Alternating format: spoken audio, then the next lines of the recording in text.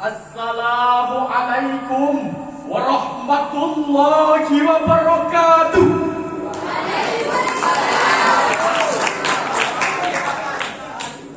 Alhamdulillahilladzi wattaqa man syaa min khalqihi bi fadlihi wa karamihi wa khadala man syaa min khalqihi bi masyiatihi wa adlihi. Allahumma shalli ala sayyidina Muhammad wa ala alihi wa ashabihi ulil fadaili wal karamah. Amma ba'd. Dewan Hakim yang kami muliakan, Hadirin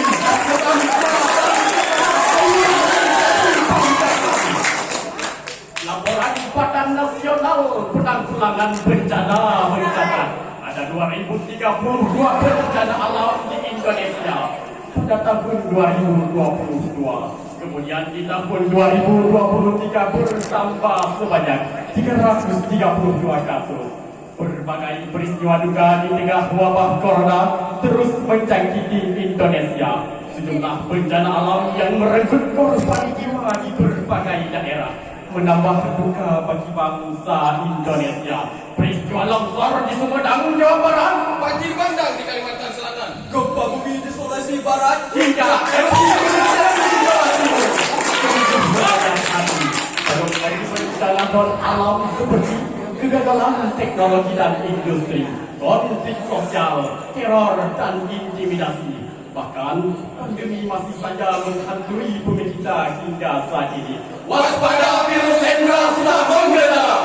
Bahaya hepatitis akut pun yang masih diberitakan di media massa. Cacar monyet juga tak luput membuat kita takut untuk beraktivitas seperti biasa. Rentetan peristiwa bencana ini tidak terjadi begitu saja tanpa sebab dan akibat yang ditimbulkannya, sehingga perlu upaya serius segenap elemen bangsa Indonesia untuk menumbuhkan kesadaran bersama mencegah terjadinya bencana. Oleh karena itu, hadirin, izinkan kami menyikapi bencana alam di negeri ini dengan judul Membangun kesadaran pencegahan bencana perspektif Al-Quran dengan landasan Al-Quran surah Ar-Rum ayat 41. Allah berfirman, A'udzu billahi minasy syaithanir rajim.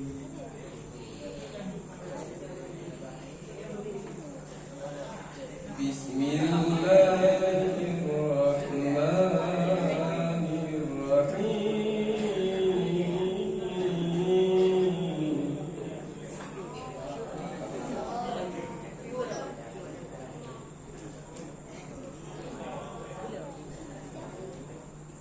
ظهر الفساد في البر والبحر بما كسبت أيدي الناس ليذيقهم بعض الذي عملوا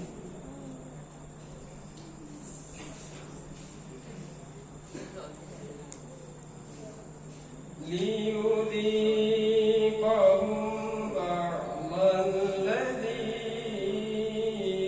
عملوا لعلهم يرجعون.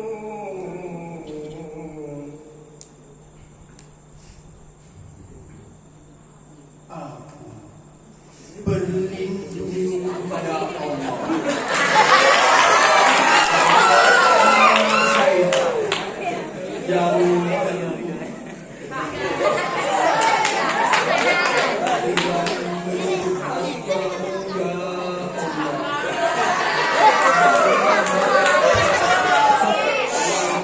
Maha Perkasa, Syah tampak kerusakan di darat dan di laut disebabkan karena perbuatan tangan manusia. Allah menghendaki agar mereka merasakan sebagian dari akibat perbuatan mereka, agar mereka kembali ke jalan yang benar. Dewan Hakim, hadirin para kompetitor Syarihil Quran, Profesor Dr. Wahbah Az-Zuhaili dalam tafsirnya Al-Munir jilid 11 halaman 105 menjelaskan kalimat al-fasad adalah suatu kondisi kacau dan rusak. Kekacauan, kerusakan, dan penyimpangan telah muncul di mana-mana. Banyaknya kematian, rendahnya curah hujan, semua itu akibat dari kemaksiatan, kedurhakaan, dan dosa-dosa manusia. Sebagaimana juga Imam Jalaluddin Al-Mahalli dan Jalaluddin Asy-Syuyuti dalam tafsir Jalalain halaman 408 menafsirkan kalimat bima kasabat aydin nas, karena perbuatan tangan manusia, dengan arti minal ma'asi, karena maksiat.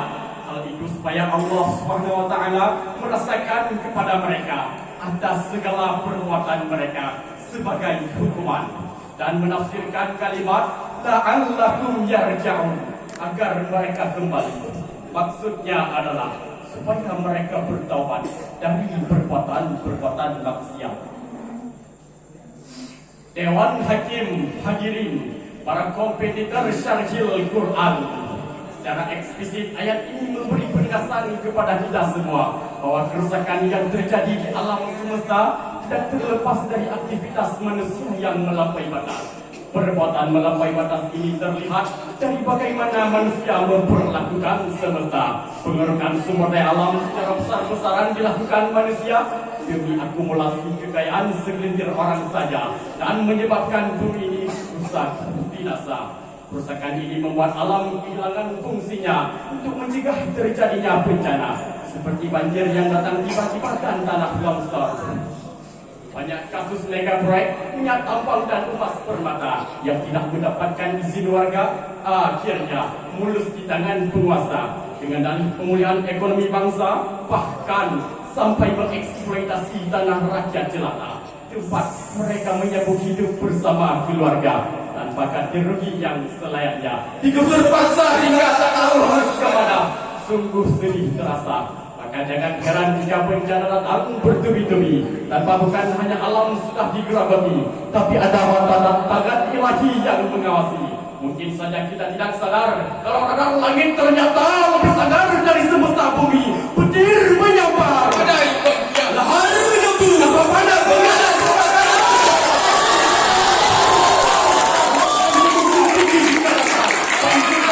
tiba-tiba hutan terbakar menyisakan polusi udara.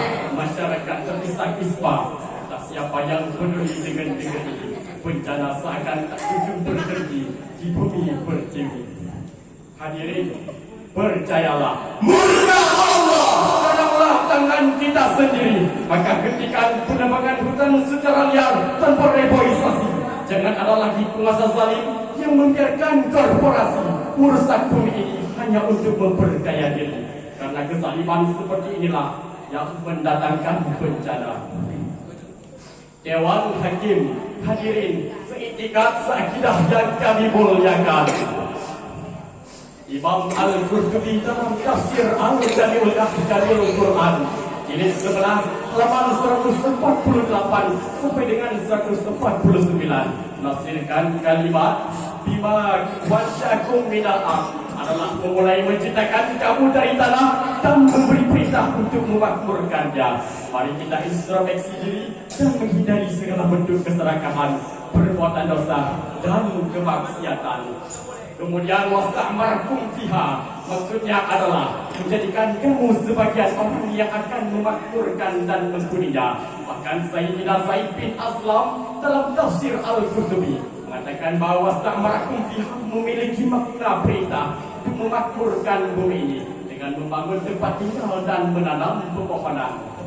Sebagaimana Rasulullah SAW bersabda dalam hadisnya, "Ma min muslimin yahrisu gharsan aw yasra'u zar'an wa ya'kulu minhu ghairun aw insanun aw bahimatun illa kana lahu bihi sadaqah."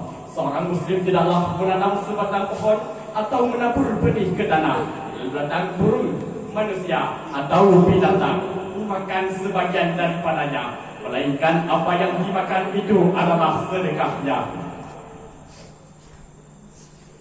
Dewan Hakim, hadirin, setuntutan seperguruan yang kami muliakan. Memakmurkan alam ini adalah perintah Allah Subhanahu wa Ta'ala. Menjaga dan melestarikannya demi keseimbangan hidup manusia dan alam semesta. Melakukan penghijauan revitalisasi dan pengelolaan sumber daya alam yang telah terkuras habis demi kepentingan manusia, bukan merusaknya demi kepentingan pribadi semata. Alam Indonesia indah bagai seping tanah surga. Jangan sampai tangan jahil berdosa merusak pesananya. Indonesia sejahtera tanpa bencana. Dari cerahan yang kami sampaikan, dapatlah kita ambil kesimpulan. Pertama, bencana terjadi karena andil tangan kita sendiri dan balasan Allah agar kita tidak berbuat dosa dan maksiat kepada Ilahi. Kedua, Allah Subhanahu wa Ta'ala telah menciptakan kita dari tanah dan memberi perintah untuk memakmurkannya. Mari kita introspeksi diri dan menghindari segala bentuk keserakahan, perbuatan dosa dan kemaksiatan, baik terhadap diri sendiri, alam semesta, terlebih kepada Allah Azza wa Jalla. Demi terwujudnya Indonesia tangguh tanpa bencana, bertumbuh bersama untuk Indonesia Jaya.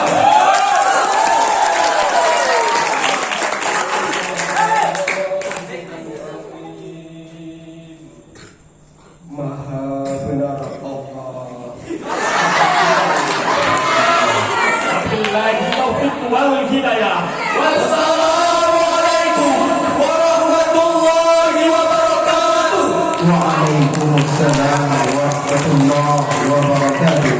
Terima kasih kami ucapkan kepada pemegang nomor undian 904 utusan dan kabilah Al-Mukarramah dengan judul Syarhil Al-Quran, membangun kesadaran